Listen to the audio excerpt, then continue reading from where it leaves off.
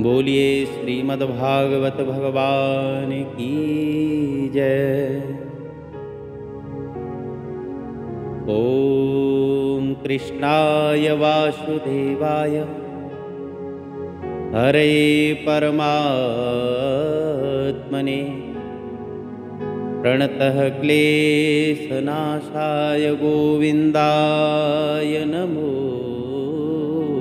नमः। बोलिए श्रीमद्भागवत भगवान की जय। नारायण। प्रातः स्मरणीय अर्चनीय वंदनीय परम पूज्यपाद अनंत विभूषित ममदेव श्री सद्गुरुदेव भगवान के उन दिव्य श्री चरण कमलों में हमारा बार बार साष्टांग दंडवत प्रणाम स्वीकार हो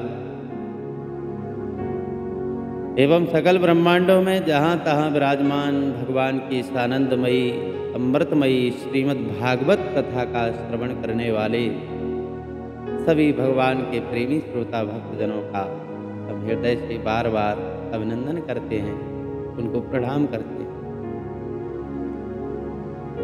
आप सभी भगवान के प्रेमीजन हमारे साथ में श्रीमद् भागवत महापुराण की कथा श्रवण कर रहे हैं, जो कि परम पूज्यपाद ब्रह्मलीन स्वामी श्री अखंडानंद सरस्वती जी महाराज के द्वारा श्रीमद् भागवत जी के ऊपर 2 महीने का प्रवचन हुआ था,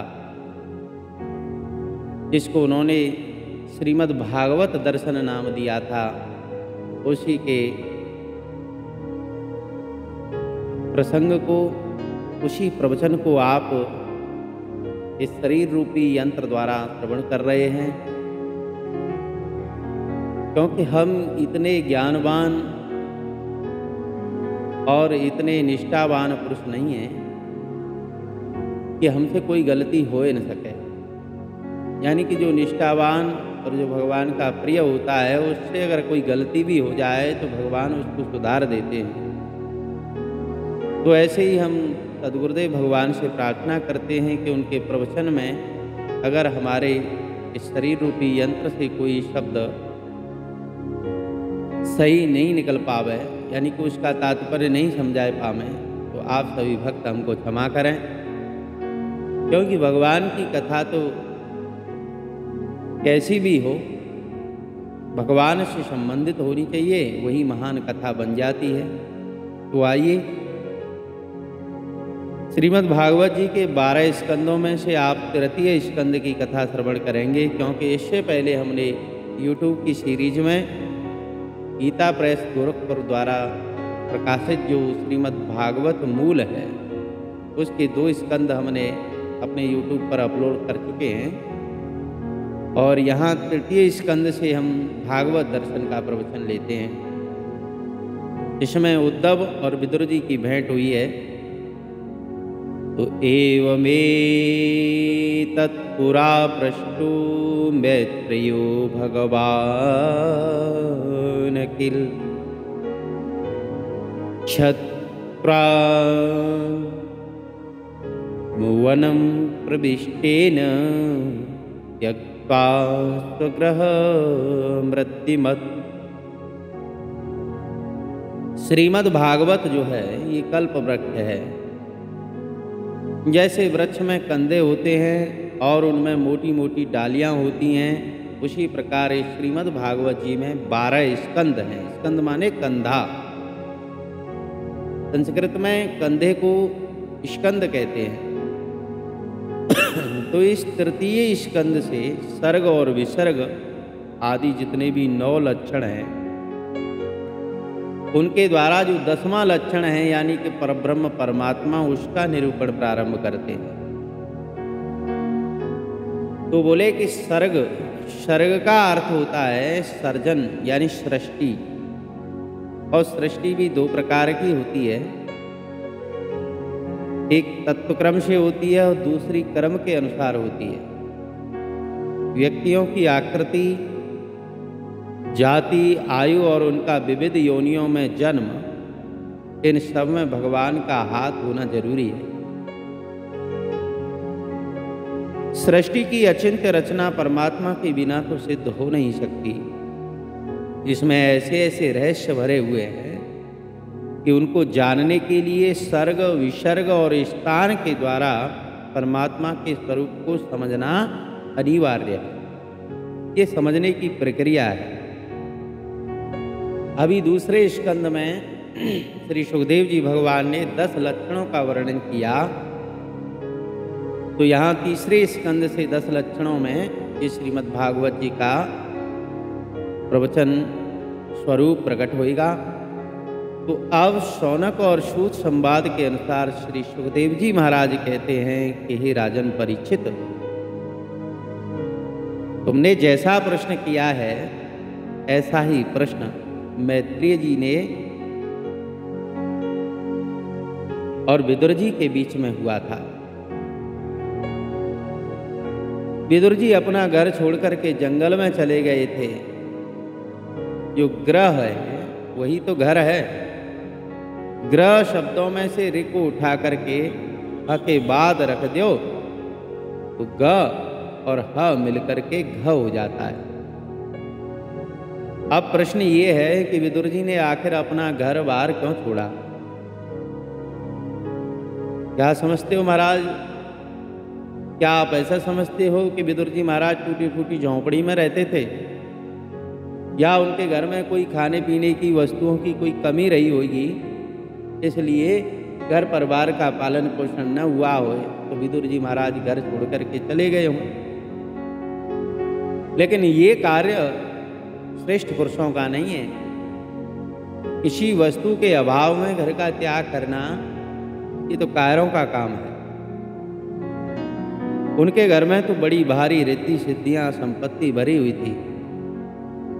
और भक्तमाल में जैसा वर्णन आता है कि विदुर जी के घर में बड़ी गरीबी थी, ऐसा ही कल्पांतरों की कथा में भक्तों का मनोबल बढ़ाने के लिए आत्मबल बढ़ाने के लिए बहुत प्रकार की कथाएं, लेकिन महाभारत में ऐसा वर्णन नहीं है। महाभारत में तो जैसा वर्णन दुर्योधन के महल का है वैसा ही विदुर जी के महल का भी है। और उसी के अनुसार विदुर जी धृतराष्ट्र के समान ही बहुत संपन्न थे। तो त्यक्त्वा स्वगृह मृद्यमत, यानी विदुर जी का त्याग कोई बेबसी का त्याग नहीं था, वो तो वैराग्यपूर्ण त्याग था। असल में विदुर जी के घर में दुर्योधन के घर की अपेक्षा एक ही विशेषता थी कि अखिलेश्वर भगवान पांडव वंश के सलाहकार थे, मंत्रदाता थे। और जब भी वो पांडवों का दूत बनकर के हस्तिनापुर आते थे तो तब उन्होंने वहाँ एक बार दुर्योधन का आमंत्रण स्वीकार करके और उसके घर महाराज कोई आतिथ्य स्वीकार नहीं किया, कोई अन्न जल ग्रहण नहीं किया। लेकिन देखो, भगवान अपने भक्त के यहाँ बिना बुलाए चले जाते हैं। विदुर जी के यहाँ तो बिना बुलाए चले गए, और इसलिए चले गए कि वे विदुर जी को अपना ही घर समझते थे। साधारण घर को छोड़ देना कोई बड़ी बात नहीं, परंतु जिस घर को भगवान अपना घर समझते हों और जिसमें पदार्पण करके भगवान ने भोजन किया हो, उस पवित्र प्रेम संस्मरण घर को छोड़ करके निकल जाना तो ये बहुत बड़ी बात है। जिस घर को भगवान ने स्वयं स्वीकार किया उसी घर को छोड़ देना ये तो बहुत बड़ी बात। इसलिए विदुर जी ने घर छोड़ करके बहुत बड़ा त्याग किया, क्योंकि वो घर नहीं था, वो तो मंदिर था। बात ये है भाई कि मनुष्य घर के लिए थोड़ा ही होता है, वो तो भगवान की प्राप्ति के लिए मनुष्य बनता है। ऐसा थोड़े कि घर की प्राप्ति के लिए मनुष्य बनता हो। भगवान का भजन स्मरण करके के लिए वो मनुष्य बनता है। वर्षा सर्दी गर्मी आदि से सुरक्षित रह करके घर में भजन करे तब तो उसकी चरितार्थता है। लेकिन यदि घर के सजाने में, संवारने में ही सारी जिंदगी अगर उसकी निकल जाए और भगवान छूट जाए, तो बताइए फिर वो घर है कि वो नरक है?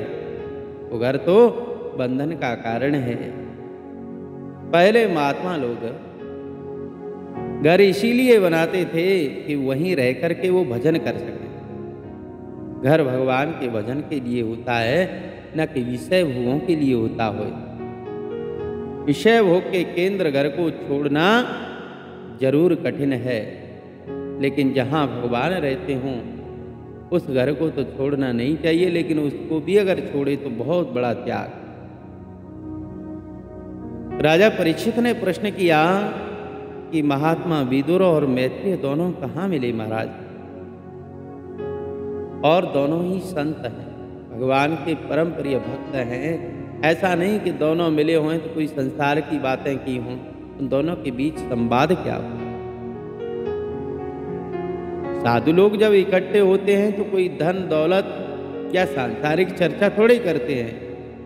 वो तो आकृति की, रूप की, आवास की चर्चा भी नहीं करते। वो तो केवल तत्व की, ईश्वर की चर्चा करते हैं। वे कड़ा कंगन की चर्चा न करके उसके भीतर का जो सोना होता है उसकी चर्चा करते हैं। उनका इससे कोई मतलब नहीं होता कि इस जगत में क्या क्या है, कैसा कैसा है।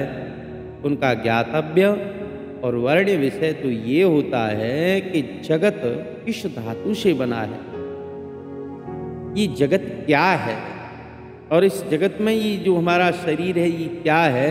तो ये महात्मा लोगों की विशेषता है। उनकी बुद्धि सारग्राही होती है, यानी तत्व ग्रहण करने वाली होती है। जो आकृति को, जो रूप को, जो आवास को ग्रहण करती है वो बुद्धि नहीं।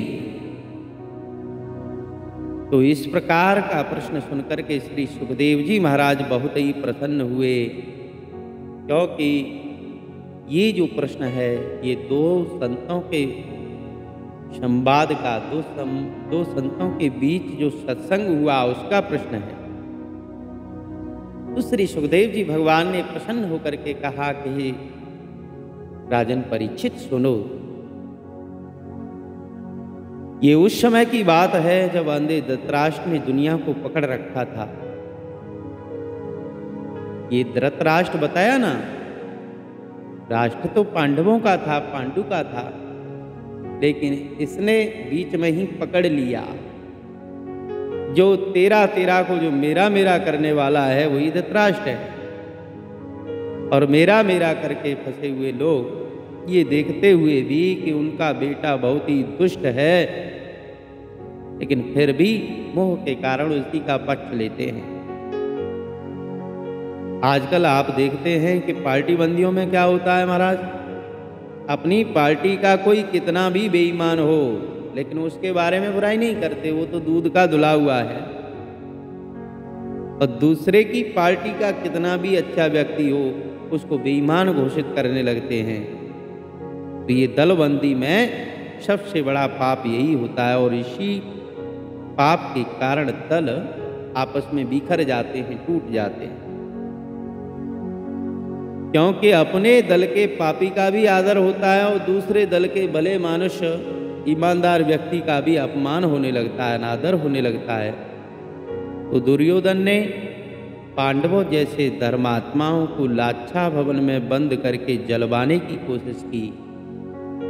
बड़ी सभा में द्रौपदी के बाल पकड़ करके नंगा करने की कोशिश की, लेकिन धृतराष्ट्र ने शक्ति संपन्न होते हुए भी अपने अत्याचारी पुत्रों और उनके साथियों का निवारण नहीं किया। उन्होंने जुए रूप अधर्म से पांडवों को जीत लिया और उन्हें वनवास दे दिया। समय पूरा होने पर जब पांडव लोग लौट करके आए और उन्होंने कहा कि भैया हमको हमारा हिस्सा दे दो, तो उनका हिस्सा भी नहीं दिया। यहाँ तक कि श्री कृष्ण राजदूत बनकर के गए और उन्होंने भी धृतराष्ट्र को समझाया, परंतु उन्होंने श्री कृष्ण की बात भी नहीं मानी। ऐसे लोगों को शांति नहीं मिलती, उनके जीवन में हमेशा अशांति ही बनी रहती है। तो जब धृतराष्ट्र को रात में नींद नहीं आई तो उन्होंने विदुर जी को बुलाया और विदुर जी ने जो उपदेश दिया वही तो विदुर नीति के नाम से प्रसिद्ध है। यानी कि उसका तात्पर्य यह है कि विदुर जी ने साफ साफ सलाह दी कि धर्मात्मा पुरुष आधा इधर और आधा उधर की बात नहीं करते महाराज। इस देह में मैं ममता के कारण ये होता है, आप इससे बचिए और युधिष्ठिर का हक उसको अवश्य दे दो। श्री कृष्ण ने पांडवों को अपना समझा है। जिन दुर्योधन आदि को आप अपना पुत्र समझते हैं वो तो आपके और श्री कृष्ण भगवान के घोर शत्रु हैं। आप इनका परित्याग कर दें महाराज। श्री सुखदेव जी भगवान कहते हैं कि राजन परीक्षित, जिस समय विदुर जी महाराज धृतराष्ट्र को सलाह दे ही रहे थे कि उसी समय दुर्योधन, शकुनी, कर्ण आदि ये सब आए और इन्होंने जब सुना तो विदुर जी से बुरा भला कहने लगे। बोले अरे देखो ये शूद्र, ये दासी पुत्र, इसको यहाँ किसने बुलाया? इसको निकालो घर से बाहर, धक्के दे करके निकालो। दुर्योधन, शकुनी, दुशासन सब गाली दे रहे हैं, लेकिन सर्वशक्तिमान राजा होते हुए धृतराष्ट्र सब कुछ सुन रहे हैं। उनके मुंह से एक भी शब्द नहीं निकला। विदुर जी तो बड़े विचारवान हैं, बुद्धिमान हैं, समझ गए बात, और उन्होंने अपना धनुष उनके दरवाजे पर रख दिया। स्वयं वहां से उठ करके चले गए। तो धनुष रख देने का अभिप्राय ये है कि देखो भैया, पांडवों के पक्ष में मिलकर के भी हम युद्ध नहीं करेंगे। कहीं आप ये समझें कि अब हमसे ये रुष्ट हो गए तो पांडवों की ओर चले जाएं, इसलिए हम आपकी पार्टी से बाहर जा रहे हैं। हम दल बदलू नहीं हैं कि इधर से निकल करके उधर लग जाएंगे, इसलिए धनुष हम यहीं आपके पास रख करके जा रहे हैं। और श्री सुखदेव जी भगवान ने कहा कि राजन परीक्षित, विदुर जी महाराज तीर्थ यात्रा पर चले गए। तीर्थों की विलक्षणता यही है, आजकल भी भगवान के धाम जितने भी वो तीर्थ हैं, और उनमें क्या विलक्षणता है कि उनमें जाने पर भगवान का स्मरण होता है। जैसे हम वृंदावन गए तो वृंदावन में जो भगवान श्री कृष्ण मुरली मनोहर श्याम सुंदर पीताम्बरधारी यशोदानंदन ने जो जो भी लीलाएं की हैं, उन स्थानों का, उन लीलाओं का स्मरण होता है। जब हम श्री गिरिराज जी महाराज की परिक्रमा हेतु जाते हैं तो गिरिराज जी को देख करके हमें स्मरण होता है कि हमारे मुरली मनोहर श्याम सुंदर पीताम्बरधारी ने इसको छत्र की तरह अपनी अंगुली पर धारण किया। इसलिए इसी शहर में जाओ तो वहाँ लोग कहेंगे कि यहाँ अमुक सेठ की कोठी है, तो तुम्हें उस समय उस सेठ की याद आ ही जाएगी। लेकिन तीर्थ में जाने पर बोलेंगे कि यहाँ देखो भगवान ने चोरी की, यहाँ काली मर्दन किया, यहाँ रासलीला की, और एक एक स्थान को देख करके बार बार आपको भगवान की स्मृति हुई। इसीलिए महात्मा लोग, भक्त लोग धाम को स्वीकार करते हैं। गंगा जी और हिमालय तो दिखाई पड़ते ही भगवान का स्मरण कराते हैं।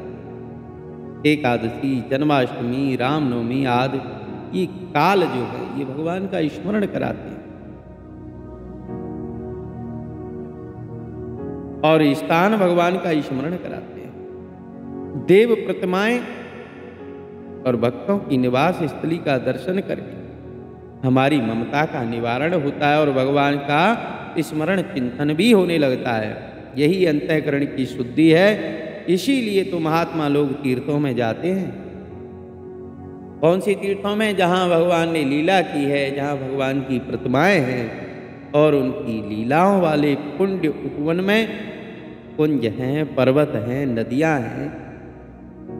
लेकिन तीर्थ सेवन के भी नियम हैं। वहाँ जाकर के स्नान करना चाहिए, धरती पर सोना चाहिए, संयम से रहना चाहिए, तभी तो तीर्थ का फल मनुष्य को मिलता है। शास्त्रों में कहा गया है, यस्य हस्तौ च पादौ च मनश्चैव सुसंयुतम् दानं तपस्य कीर्तिश्च सतीर्थफलमश्नुते। नारायण।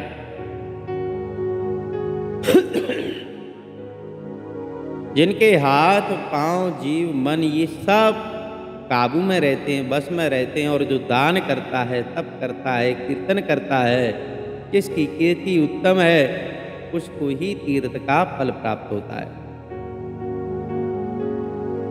विदुर जी ने अपने को ऐसा बना लिया था कि वे किसी की पहचान में नहीं आते थे। ऐसे तिरस्कृत से रहते थे जैसे कोई शराबी रहता है। अवधूत शब्द का अर्थ संस्कृत में तिरस्कृत होता है, जिसको तिरस्कार पूर्वक घर से, गांव से बाहर निकाल दिया जाए। उसे चाहिए कि वो तीर्थ में रहे और खूब सहन करे लोगों की बातें।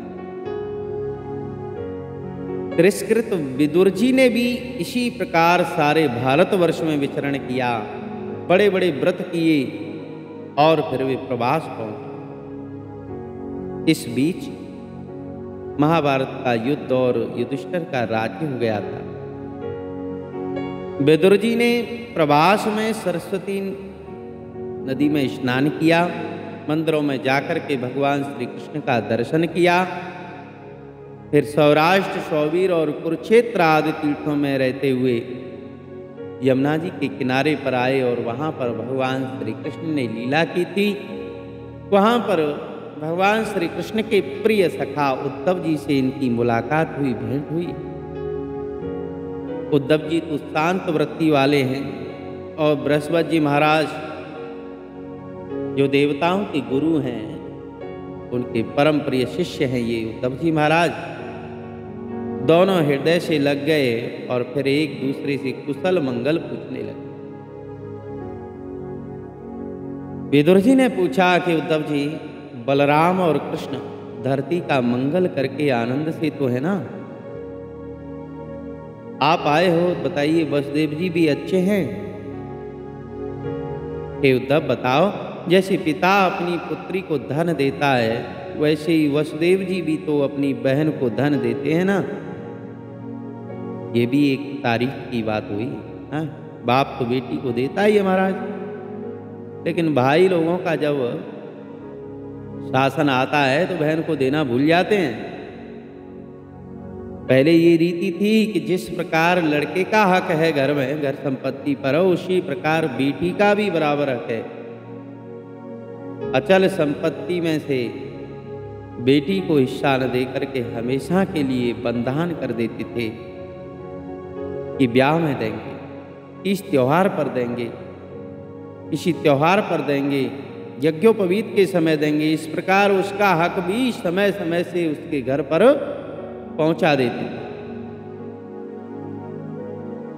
लेकिन बाप के मरने के बाद बेटा जो है बहन का हक नहीं देते हैं, ये समय है। लेकिन वसुदेव जी महाराज अपनी बहनों का बहुत आदर करते थे। इसके बाद विदुर जी ने प्रद्युम्न, उग्रसेन, शाम्ब, सात्यकी, अक्रूर, माता देवकी और सब के बारे में एक एक करके प्रश्न पूछे। सबका कुशल मंगल पूछा और पूछा कि युधिष्ठिर प्रेम से अपनी प्रजा का पालन तो करते हैं ना? बताइए विदुर जी महाराज, भीमसेन की क्या दशा है?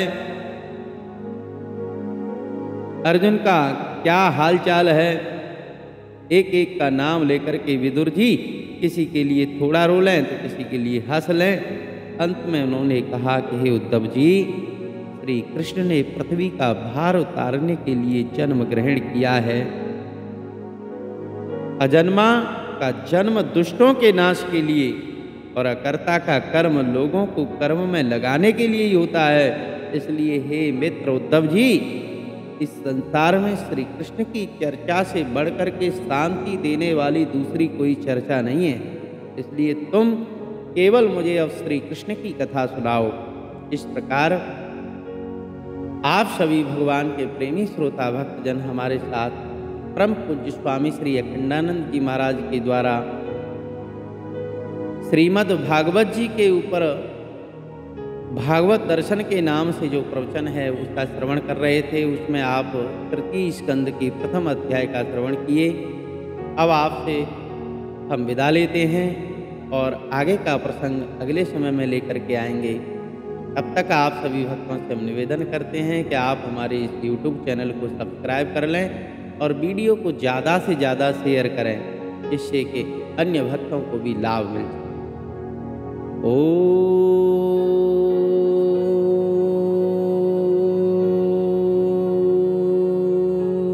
शांति शांति शांति।